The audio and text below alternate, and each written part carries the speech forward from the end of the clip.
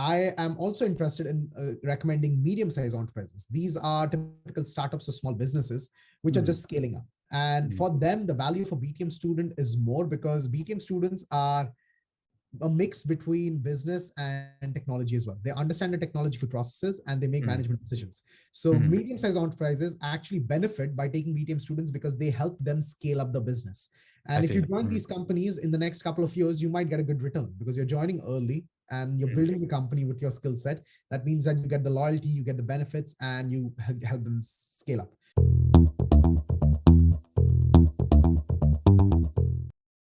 Arnav, do you want to introduce yourself? Yeah, thank you so much, Ma. It's a pleasure to be here today. So my name is Arnav, and I'm a fourth-year international student specializing in business technology management at SODA. I'm really passionate about entrepreneurship and consulting.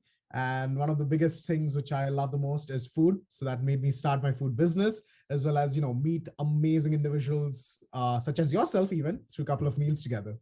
And just to kick things off for today, I was going to kick it back to you to talk us through what your definition is of BTM and also what your journey has been like in that specialization.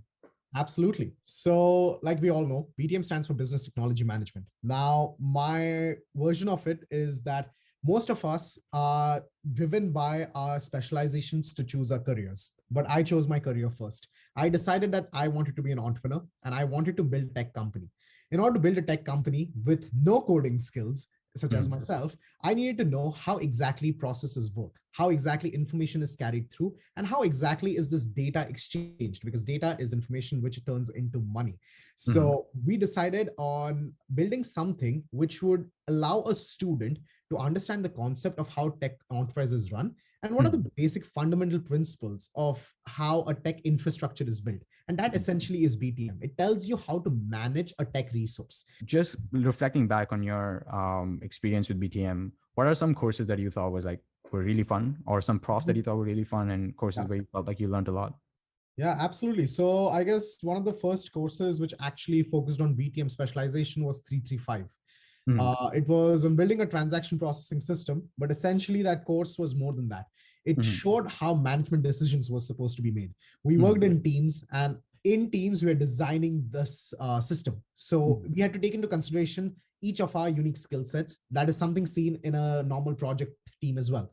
A couple of courses that I've taken in the last 1 year especially has been COM 439, which is on business telecommunications, and COM 336.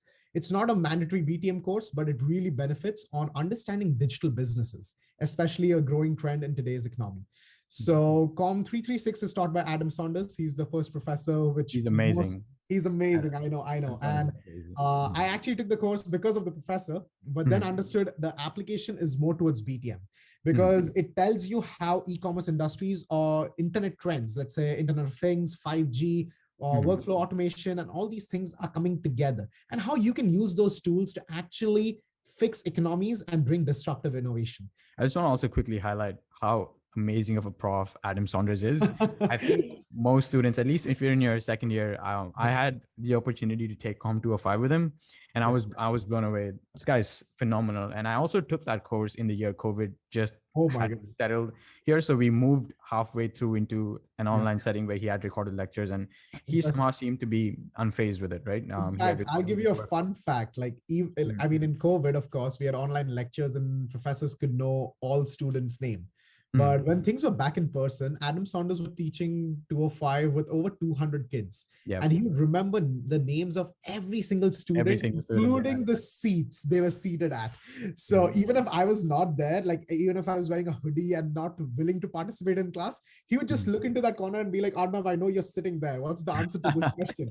And I'd be like, okay. So he had my attention. And of course, he made BTM fun. Like 205 is one of the introductory courses in which people get introduced into what analytics is and how can we use that in making some decisions. And I think the way that course is taught by Professor Saunders is really beautiful and amazing. It makes people excited to learn more about this concept. What are some like tracks you can take? So name a few maybe career paths that commonly show up. Yeah, definitely. So one of the most common paths which I've seen many of my peers also take is consulting. They go into product management, consulting, data analytics, And the ones who really want to focus on one particular like concentration area could be business analytics, business intelligence, workflow automation, if you have a little bit of coding skills with you, or also work in terms of information management systems in which they actually build the databases and do database management.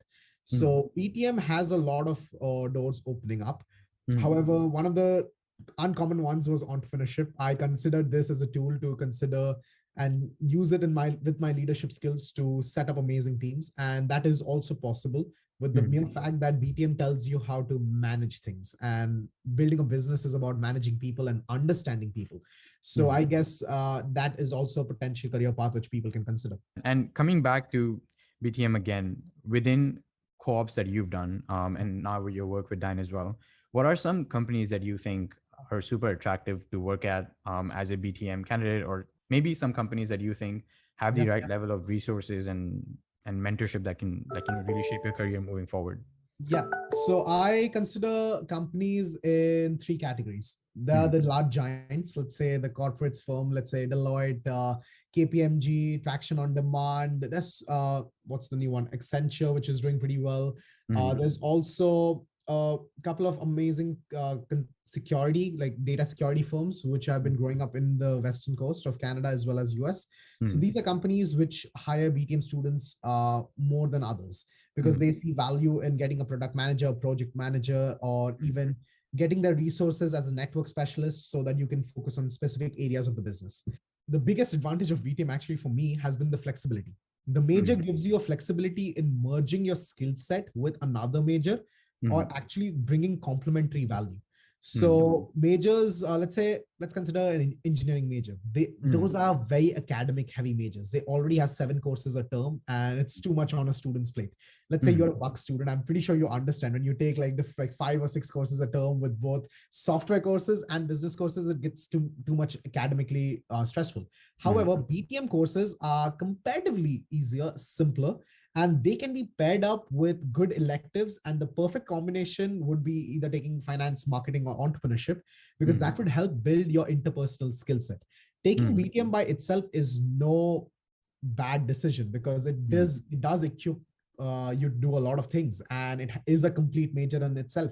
But if you want that extra ammunition in your resume, like saying that, oh, I am an amazing BTM student, but I also understand the concepts of marketing or finance, it shows the employer that, yeah, this guy is not just going to do this, he's also going to help me solve this. And when you're compared against people in finance, marketing, or any other majors, they will see that, oh, this guy can't just do finance, he's also doing BTM, which means that he is technologically capable in understanding concepts. And in today's world, we have seen that every part of automation is now coming together with technology. Every part of business is being made more efficient through innovation, and we've been benefiting from it. So my recommendation, if you have the time, if you have the space, consider an elective, not just a shorter elective. You can also pair it up with something as cool as data analytics, statistics. I've even seen students do psychology with BTM to understand organizational behavior and come up with user experience studies and go into UI designing eventually. So it is also a potential career path which people might consider. I'm sure the people who hear this might have more questions and might want to know more about your experience. So I'm going to go ahead and encourage them to reach out to you. If they have those questions, reach out to Arnav if you also want to talk about Dine and see where it's going. But other than that, Arnav, appreciate you handing some time out to me to talk about this. And yeah, good luck with Dine and good luck with everything that's happening in there. Thank you so much, Amar. Thank you so much, everyone, for tuning in to the UBC podcast.